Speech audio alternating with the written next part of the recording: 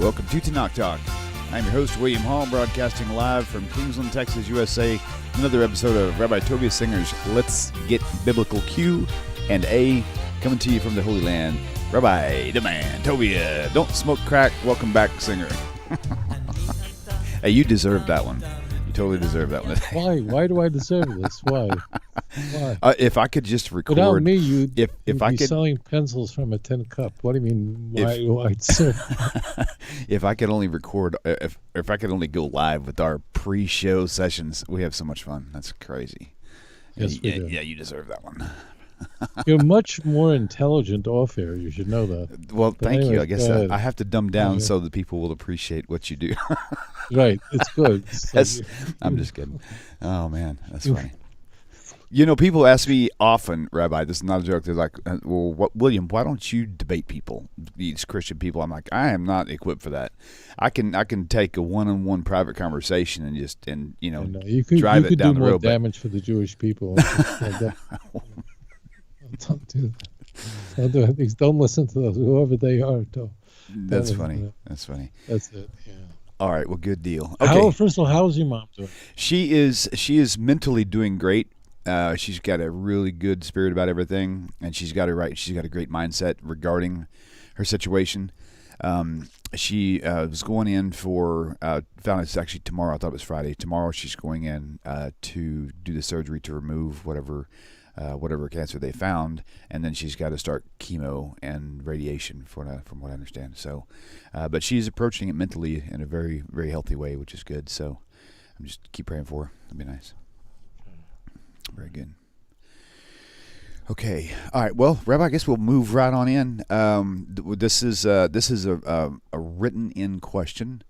I'm just going to read it as is the best I can. All right. My name is Ahmed.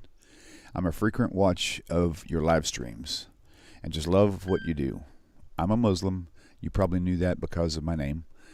Who loves to have inter-religious dialogue. One day I was speaking to a Christian who believes in the doctrine of the Trinity. Let me scroll down here. Hang on a second. Screen's not big enough. Who believes in the doctrine of the Trinity. Where the heck did it go? I lost it. Give me a second. I'm sorry about that, Rabbi. I don't have a big enough screen to put this in one big sheet of paper. There it is right there. Okay, so one day I was speaking to a Christian who believes in the doctrine of the Trinity. Me being a Muslim, I told him that the Trinity is polytheism disguised as monotheism. That's a really great statement, by the way. I like that. But the biggest issue for people who believe in that shirk, what is it? S-H-R-I-K? I'm not sure what that means.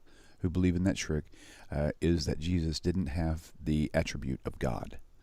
I pointed out a verse in Mark 13 where Jesus says no one knows the last hour. His response was, in biblical times, the son would get a wife and come back home to make a room in his father's house. The son wasn't allowed to. I just lost again. The son wasn't allowed to say when the marriage would take place. Does this have any basis in the Jewish marriage customs? Thank you. Sorry if I'm reading that choppy. So why don't you repackage that? Did what I say make sense to you, Rabbi? Yeah. Okay. Very, very good. Will you kind of repackage that for us? Because I was reading it pretty broken up. I'm going to go back and reread it again myself once you start. So. Yeah. Okay. Thank you. So, thank you for that question. The question essentially is coming from a Muslim, not only because he says so, but he's referring to the Christian belief in the doctrine of the Trinity as a shirk. Shirk is a term used in the Quran. It means a partnership. The equivalent would be a shutfus in Hebrew. A partnership is the most odious iteration of idolatry possible. It's where you believe in God, as Christians do. They really believe in the Father. But in addition to that, the Father has a partner, another deity, namely Jesus. And in Islamic law, the Trinitarian Christianity is full-blown idolatry, and it's the worst form of idolatry. And it's the same in the Torah. Torah says,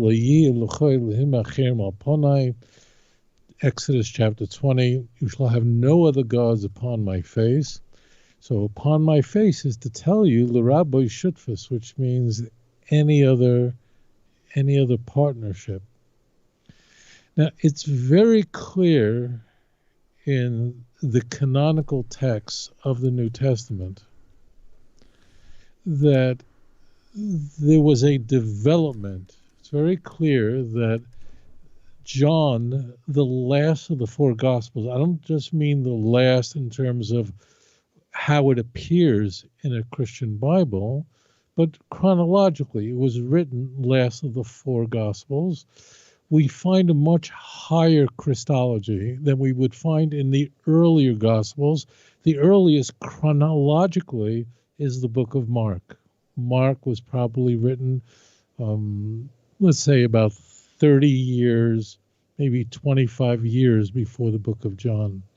So in the book of John, Jesus is still subordinate to the Father, but he's already a logos, and in the prologue, he came into existence in somewhere in the eternal past. Whereas in the book of Mark, we don't even have a virgin birth, and God adopts Jesus as his son at his baptism, which is we find in the very opening of the book of Mark, immediately after the incipit, that introductory text. So in the book of Mark, we have the lowest Christology. What we mean by that is that Jesus is portrayed as least divine. Now you're going, what is least divine and more divine?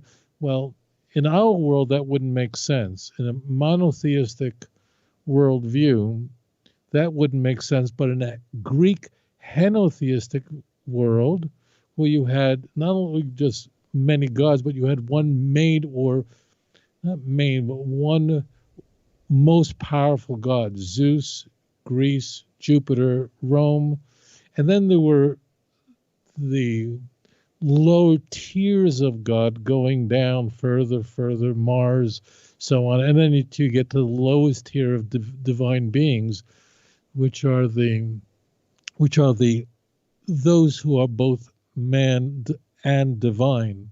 They can become divine after their death, like emperors of Rome, Octavius, Vespasian, and so on. But you can be both. You can Hercules. You could be both. You have Romulus, the founder of Rome, both. So this is in a Greek framework. This would be possible. For most people today, this would be very strange. So the point is that this Muslim is using a very explicit text in the book of Mark. In Mark chapter 13, Jesus essentially asked, I'm paraphrasing, when is the final tribulation going to occur? When is the end going to take place? You have there in Mark 13 a very similar, not the same, but sort of a kind of Olivet discourse that you'd find in Matthew 24. But when is it going to occur?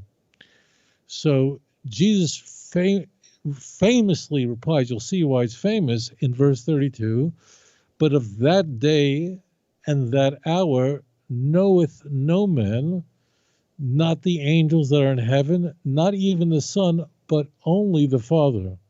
Which means, in Mark's view, we don't know who wrote the book of Mark. And if someone says he knows who wrote the book of Mark, he doesn't. We don't know where it was written. If someone tells you he knows, he doesn't know. But whoever wrote it, his view, and it's almost certainly male, because women in the first century in the ancient world were just, with very, very rare exceptions, were illiterate. Interesting, Caesar Augustus's daughter would have been an exception, but she didn't write this. In any case, whoever wrote this, his view was that the Father could have information that the Son did not. The Father knows when the tribulation, the final tribulation, is going to occur, and the Son does not know. And in Mark's view, Jesus says this. Do I believe Jesus said any of this? No. And I don't think Muslims should either, but that's their business. It's not. They didn't yet elect me to be the spokesperson for the Muslim religion. But the key is this is an enormously problematic passage for those who believe, Christians who believe in the doctrine of the Trinity, because the doctrine of the Trinity does not espouse that Jesus was 50% man and 50% divine, but rather the doctrine of the Trinity promulgates, certainly as it was hammered out at Nicaea, but really long before. The word Trinity was invented by Tertullian, very early 3rd century. But there were many church fathers who held to some version of this Trinitarian belief. But the point is, if Jesus is very God, very light, a very light, this is like the Nicene Creed. So how could the Father possess information the Son did not? This is not a matter of a Carmen Christi of Philippians 2:6-11 that Jesus humbled himself. How could he not have the mind of the Father if he is this fully God and fully man? This demonstrates, this among many, many passages throughout the Christian Bible, illustrates clearly that the writers in the New Testament did not believe that Jesus was God.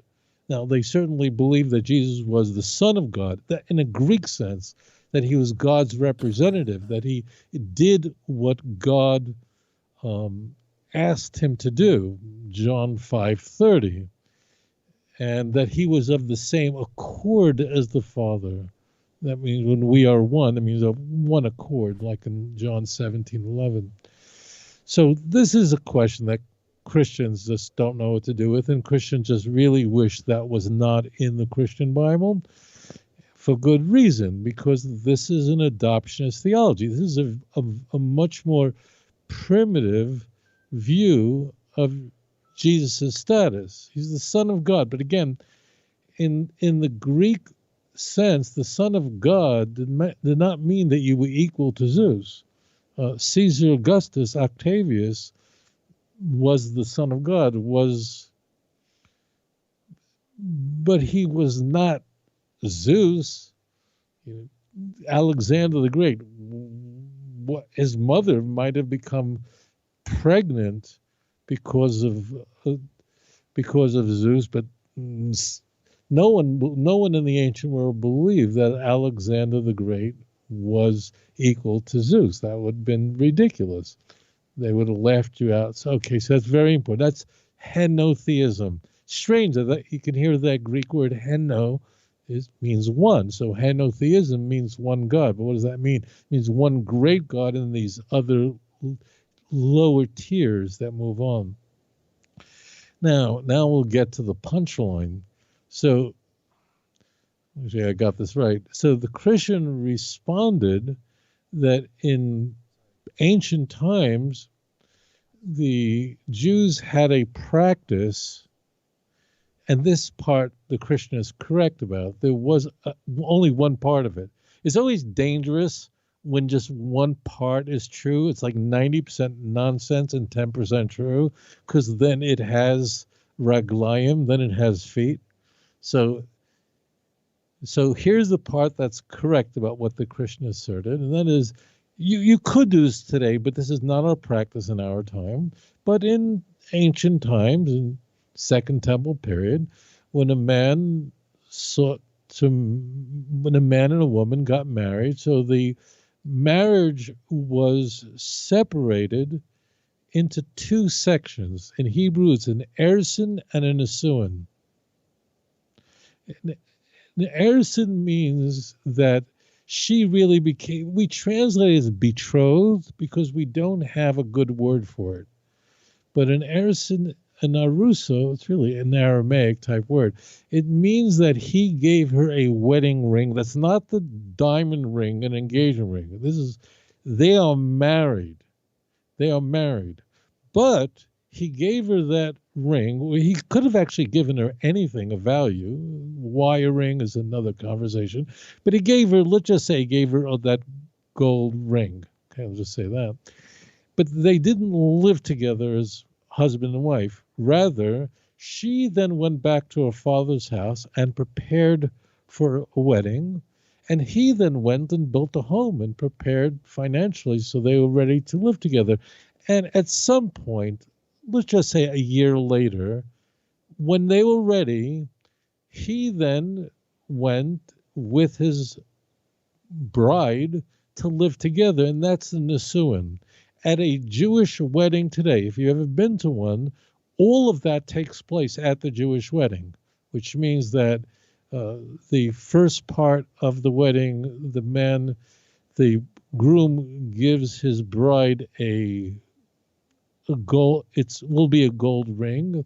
Technically, he can give her a piece of gold. He can give her just something that has intrinsic empirical value, that she can see the value. That's the only point of it. Okay, it doesn't even have to be that. It just has to be something that has intrinsic value, that someone could immediately identify what is the value of this. So, and then what occurs at a Jewish wedding is the ketubah, the marriage contract. It's a unilateral contract where the groom makes promises to his bride that he's going to provide for her, sustain her, and so on.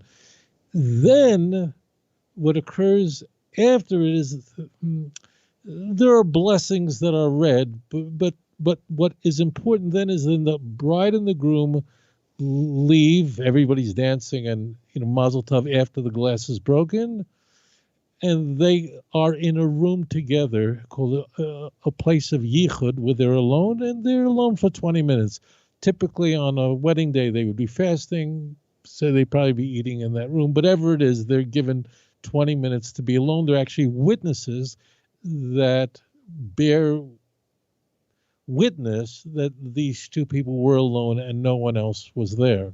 Okay, so it all takes place at one event today. But in temple times, and it could have been even after the destruction of the Second Temple, this practice certainly could have gone on. So that's the true part. And then everything goes wanky. The Christians said, and it was a secret of when, like, she would come to be with him. And so that's the answer is that's all nonsense. And I don't even know what that means, but I guess it's kind of like Jesus doesn't know because Jesus is the groom and the church is his bride, and so it gets really off there. That part is completely not true. It's completely made up. It doesn't make any sense either, but this is an impossibility for Christians because Christians struggle with the doctrine of the Trinity, which they are told is drilled into them. You've got to believe in it. If you don't believe in it, you're not a Christian, you're not saved, and so on. And also, we really don't like all the Christian groups that don't believe in the Trinity, and we call them cults. But their own Christian Bible reflects a Christology that's not Trinitarian. I mean, that's why Christians, later scribes, had to insert into Latin translations of the New Testament, 1 John 5, 7, and 8, where you have a Trinitarian formula, and that would be in Latin text, let's say 8th, 9th century, and then it would be interpolated in the very early 16th century into a Greek text so that it could be published in Greek by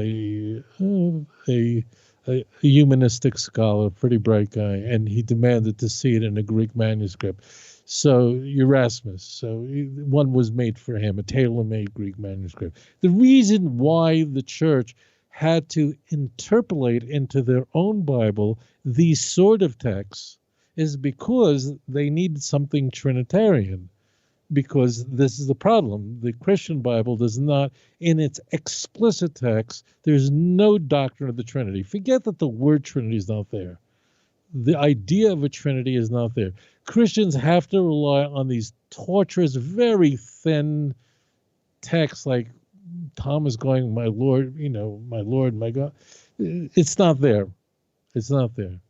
In the Great Commission, it's not there. Whatever they tell you, it isn't there. So how could Jesus not have information that the Father had, if he and the Father are of the same substance and Jesus is begotten, same substance? If homoousia is to be taken seriously, that Greek word that emerges as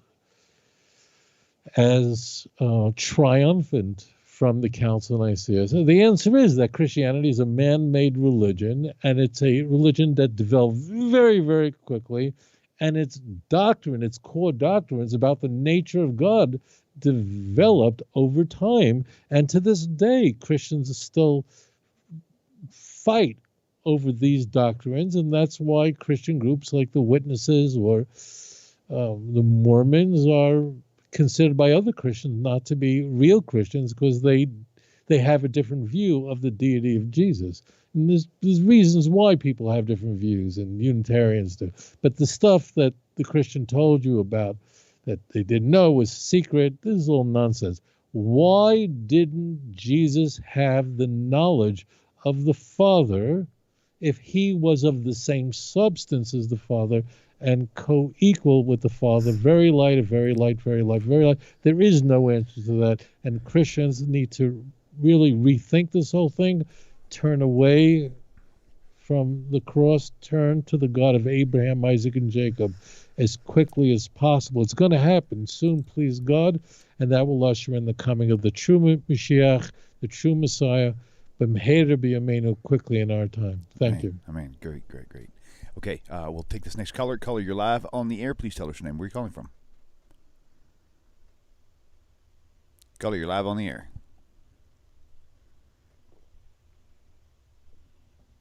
Anybody out there?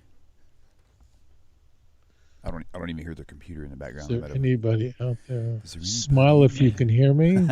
No. Is there anyone home? Okay, I'm gonna hang up on that one. So skip that. So, there we go. Another caller coming in. Let's try this one here. Caller, you are live on the air. Please tell us your name. Where are you calling from? Hello. Hello.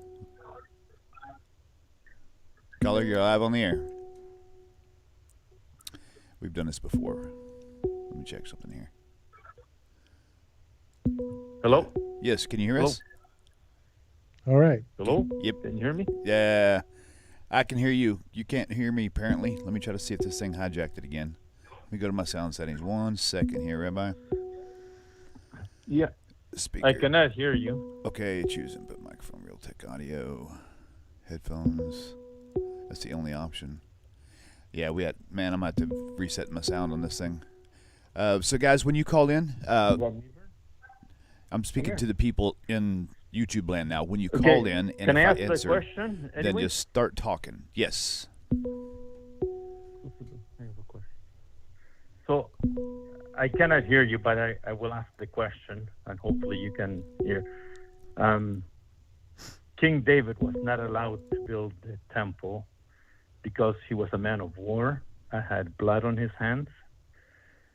And it was given that Solomon would build the temple because he was a man of peace. However, in in the second chapter of Kings, it talks about how when David passed away, he asked King Solomon to take vengeance on different people, and don't let him go down to the grave in peace, and all the way through chapter 2, it talks about how King Solomon got people killed. And I'm just wondering, how is that he doesn't have blood on his hands? How is that reconciled? If you can do that for me. Awesome, Rabbi. Thank you so much. Really? That's a great question. I cannot hear you still, but That's thanks. okay. Thank you. Thank you for calling. All right, Rabbi, take it away. Oh, that's a really, really great question. So this is an unusual case where a Navi, a prophet, who was not foretelling prophecy, was made a mistake, meaning King David asked that he could build the temple. The prophet Nathan thought it was a good idea. Now, the prophet Nathan was a very great man, but He was speaking extemporaneously. It's a very rare case in the Bible where this happens, where Nathan said to him, sure, we should do that. And King David was very excited about moving on with that project. God comes to Nathan and says, go to David immediately and tell him he can't do that.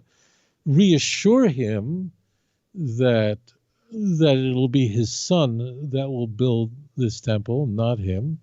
And then God already promised King Solomon already early on that there will be complete peace in his life he reigned for 40 years. King Solomon reigned from the age of 12 to the age of 52, and he engaged in no wars, and that's the key point here.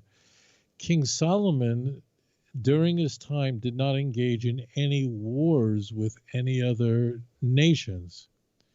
Now, were there individuals who did horrendous things, that means personal crimes, insurrection, and that's what you're referring to? And the answer is yes. Those people would have been,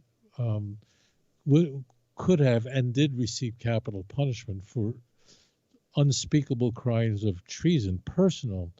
But King Solomon did not conduct any wars with the neighboring countries because during King Solomon's reign, there was complete peace. He enjoyed complete peace with all of the nations that surrounded him. Marrying their daughters, converting their daughters to Judaism, and then marrying them certainly would lock that up. And that's kind of important because that you go, well, didn't he trust God when God promised him there would be peace in your life? But just because God promises you doesn't mean that you don't make an effort. You have to make that effort, and then God will bring his promise about.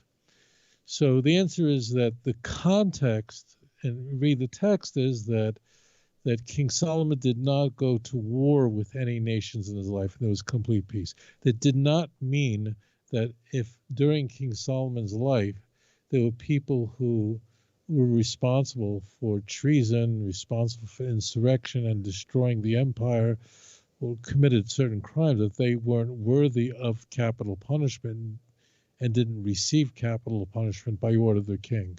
So the text is very clear about wars. That doesn't mean that, that there were no crimes committed during those 40 years of King Solomon's reign. Great question. Thank you. All right, good deal. I am not successful in fixing the sound, but hopefully when people will call in, they'll just start talking. We'll see here in a second. Wow. And just for you people out there, I'm only telling you this because it might happen again. We could be losing power again any time. We lost power like 12 or 13 times yesterday, and it just intermittent because of the ice storm. So if we lose this connection, that'll be the reason why. Caller, you're live on the air. Can you hear me? Let me see. You're getting plenty of calls. Yeah, I think that. Hello, can you hear us? No, I can't hear it. Yep, I can't fix that right away. I've changed all the settings that need to be changed, and it's just not working. So I think that's the power outage. Yeah, can you hear us? You can go ahead and talk if you can hear us. You're live on the air.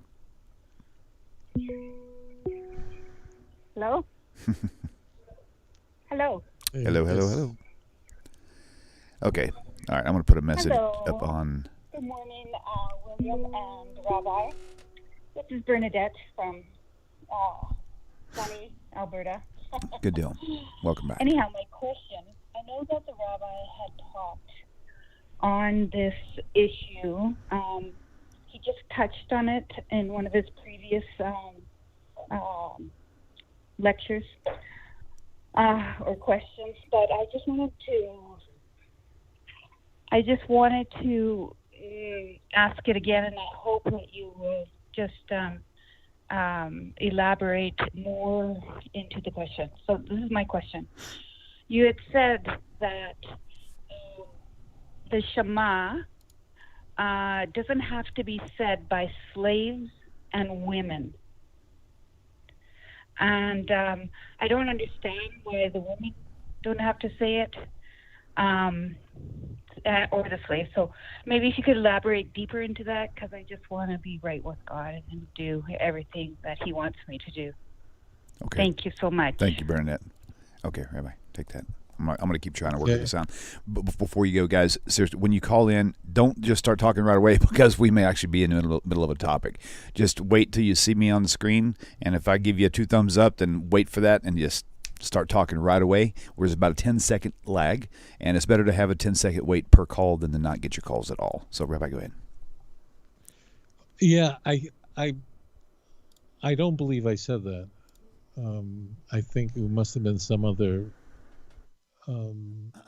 somebody else that you had on your show that said that. So I didn't say that.